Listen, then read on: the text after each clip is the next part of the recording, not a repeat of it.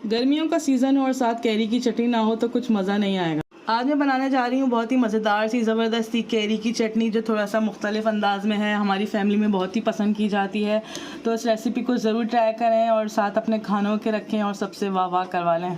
ये चटनी ना सिर्फ जायके में मज़ेदार है बल्कि ब्लड प्रेशर, शुगर और कोलेस्ट्रॉल को भी कम करती है। तो चलें जी, बगैर टाइम ज़ाया किए इस मज़ेदार सी चटनी को बनाना शुरू करते हैं और देखते हैं इसके लिए हमें क्या क्या चाहिए। इसके लिए लिया है मैंने आधी गट्टी हरा धनिया लिया है और आधी गट्टी से कम थोड़ा सा पुदीना लिया है।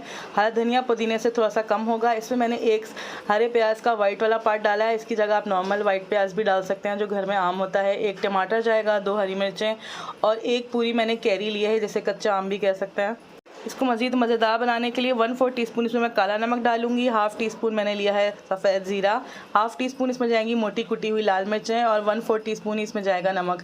अगर आपको मिर्ची या तीखा ज़्यादा पसंद है तो आप हरी मिर्चें या कुटी हुई लाल मिर्च की मिकदार ज़्यादा कर सकते हैं।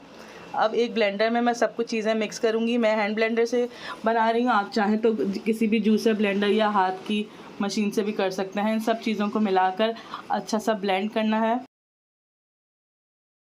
टमाटर को मैंने मोटा मोटा काट लिया, हरी मिर्चों को भी मोटा मोटा काट लिया। इसी तरह सारी चीज़ों को मैंने मोटा मोटा रखा है क्योंकि इसने अच्छा सा चॉप हो ही जाना है।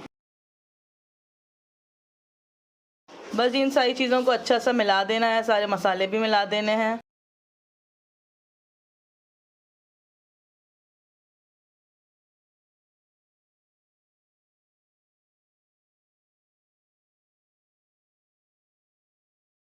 चटनी को पीसने के लिए इसमें मैंने तकरीबन हाफ कप पानी डाला है। कोशिश करिएगा कि पानी कम से कम डालिएगा ताकि ये अच्छी गाढ़ी सी चटनी रहे।